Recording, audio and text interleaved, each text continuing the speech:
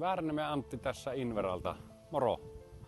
Mä esittelen teille nyt meidän seuraava asuntorakennushankkeen tässä Muhoksella. Ruvetaanpa katsomaan. Tämä uusi yhtiö rakennetaan tähän Muhoksen keskustaan Koivikon alueelle todella hyvälle sijainnille. Tässä on vieressä kaupalliset palvelut, Muhoksen keskustan palvelut tuossa alle kilometrin etäisyydellä ja valtatietä pitkin tosi hyvät liikenteen yhteydet. Tähän rakennetaan 2 rivitaloon yhteensä 10 asuinhuoneistoa.